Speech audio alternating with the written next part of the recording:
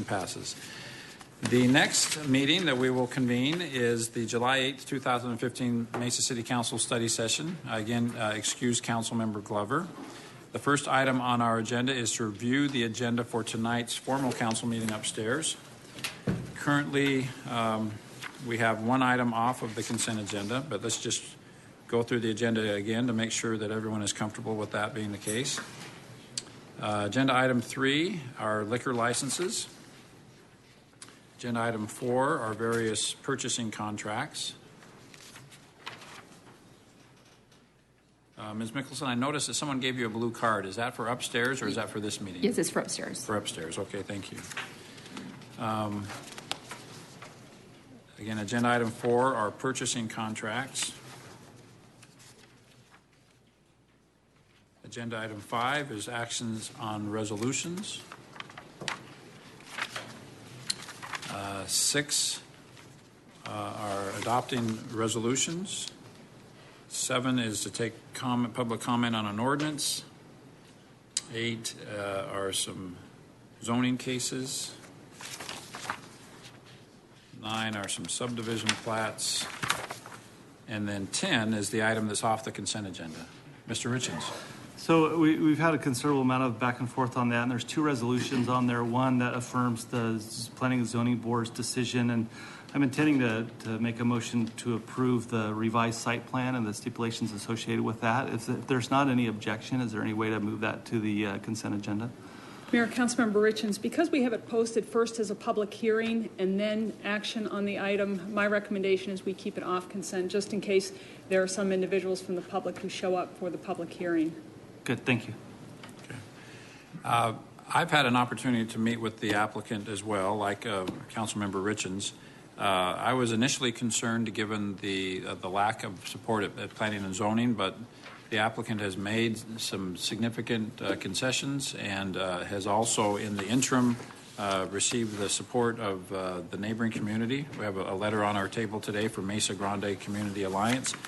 And so I am now comfortable supporting the project. So that's my intention to vote in favor of the project upstairs. And I think there may have been other efforts with other council members to update them on the merits of this case as well. So any other, so we'll keep that off the consent agenda. But is there any other concerns, council, with the agenda for tonight's meeting? If not, moving on to the next item on the study session agenda. Item number 2 is to hear a presentation, discuss, and provide direction on new Mesa Downtown Laboratory projects, a partnership with NEDCO and Downtown Mesa Association.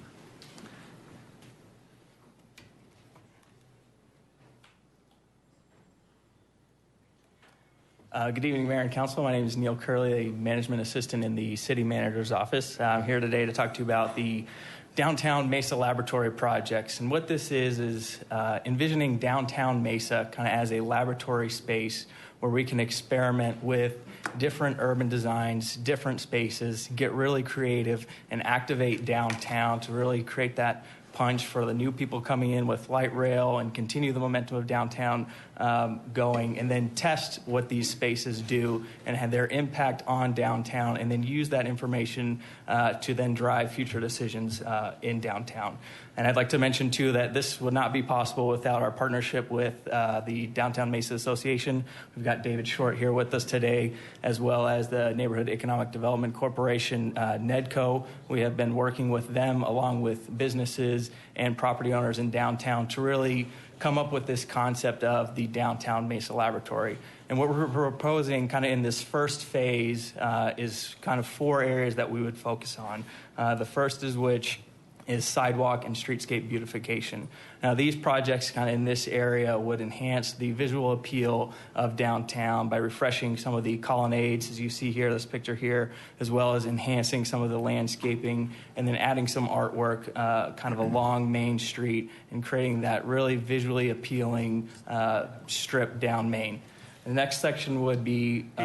Yes. Before we move on to that picture real quick, I just want to note, and maybe Dennis would recall this, but the building that you're showing in this picture was actually the first facade improvement program we did, right. Facade improvement project that we did with West Mesa CDC back 10 years ago, that kind of was proved to be a catalyst in the long term for it. So it was interesting that you would choose that picture, but also it kind of shows how far we've evolved in the last few years because of some really energetic folks, and NEDCO being the driver of that and DMA being a big part of that. It's just been really neat to see how this has evolved so far. Right, and this is kind of the example we're looking to when we go to other colonnades, kind of tying into this and getting some sort of, working with designers to come up with that color palette that would get that visual appeal for those colonnades. And then next we have some wayfinding.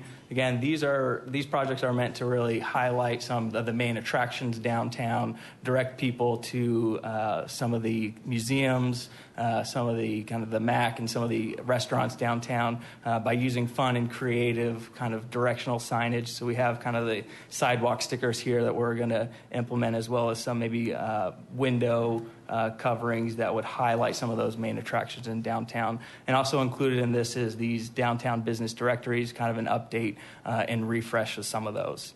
Also included are the alley activation. So these projects would take some of the alleyways off of Main Street and create really a pedestrian-friendly atmosphere. What we're looking to do here is really draw people in and give them an excuse to linger in downtown Mesa after they've gone to a restaurant, seen a show at the MAC, or gone to one of the museums. So we're looking at programming some of these alleys, with some lounge seating, making it really inviting and comfortable for folks to have a hangout space in downtown. And then next we have the placemaking projects. So these are really the projects that will bring that unique draw to downtown Mesa. And we kind of call these moments of discovery, where people would be walking downtown and really be surprised that they would find maybe this green space kind of in a parking space, or we have some creative seating options that we could use in some of those public spaces right now that are maybe underutilized in downtown.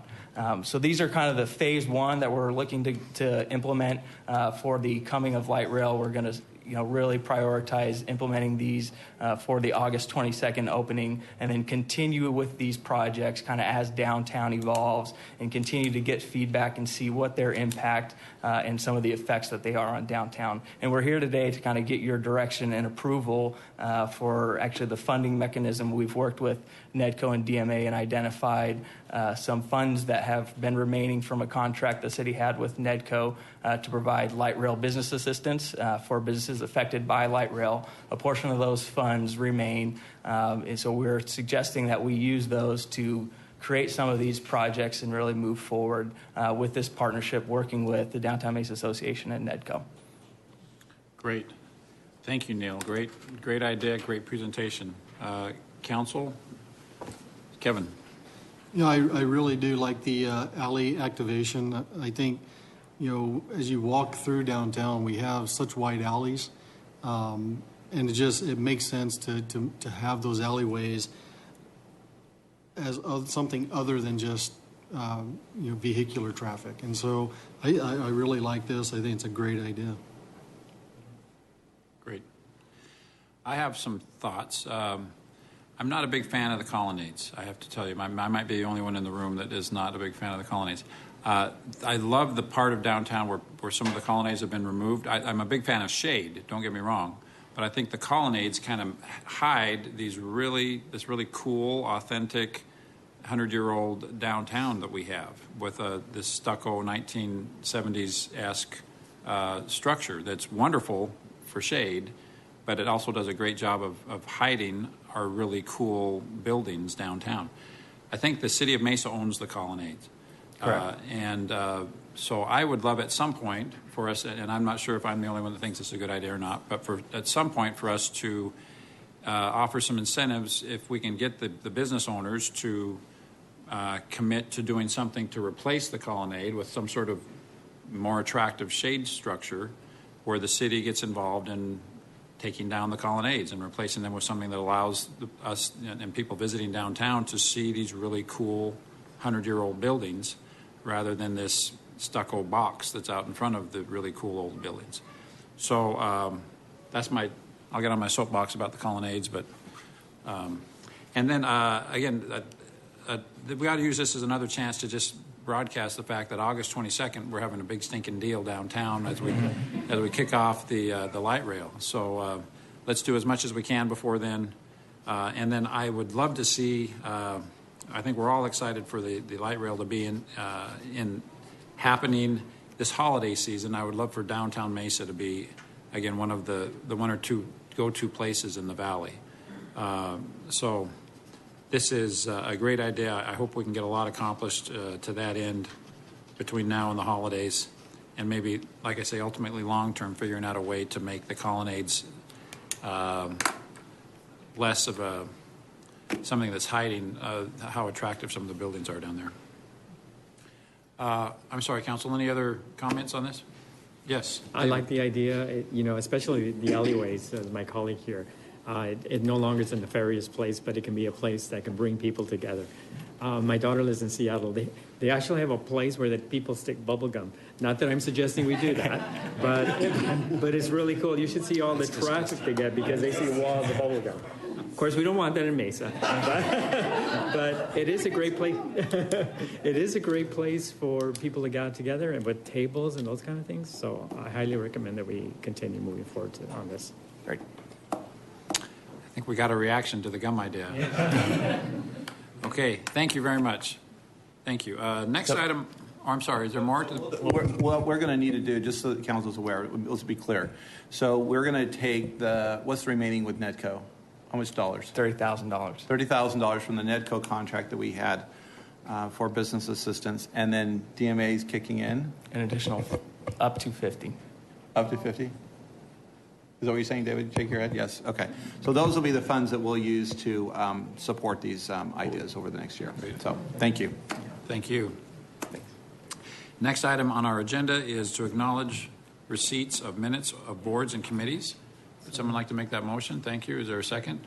All in favor, please say aye. Aye. Anyone opposed? Thank you. Motion passes. Next is to hear reports on meetings and or conferences attended. Council, any reports? Seeing none, we'll move on to scheduling of meetings and general information. Mr. Brady, are you ready to tell us about meetings and general information? So I know you're anxious to hear this, but this is your last meeting until Monday, August 24th. Now, there are a few things, as you mentioned, that are happening between now and then. So we do have the light rail extension on August 22nd. That'll be from 8 to noon, and there'll be more information coming out about that to the public. Also, July 31st, Vice Mayor Kavanaugh will be having coffee with do we call it coffee with the Vice Mayor now? Coffee with the council member. July 31st from 7:30 a.m. to 8:30 a.m. And it's at the Hacienda Children's Hospital, which was just recently opened at 610 West Jerome. So we invite everyone to come out to that event. So there's a few things happening. Go ahead, Vice Mayor. And there is a Vice Mayor event that's going to be happening August 15th. It's actually a joint event between Mesa and Tempe. Vice Mayor Corey Woods and I are going to host the first ever Public Safety Invitational Flow Rider Championship at the Rhodes Aquatics Complex on August 15th from 8 to 10. And the teams will be comprised of both police and firefighters from each city competing against each other. And the proceeds will it'll be a fundraiser for the 100 Club. Excellent. But we're going to be doing that on August 15th, and we really appreciate Vice Mayor Woods and Tempe staff and Tempe Police and Fire for working to cooperate with us on this. And we understand the judges have been picked from the Mesa Chamber of Commerce and the Tempe Chamber of Commerce, but they might need a tiebreaker, like a assistant city manager might want to do that. Sure. Thank you. Okay. All right. Thank you. That's going to be well attended. No other scheduling of meetings? Okay, I think we're ready to go upstairs. I'd entertain a motion to adjourn. Thank you. Is there a second? All in favor, please say aye. Aye. We are adjourned.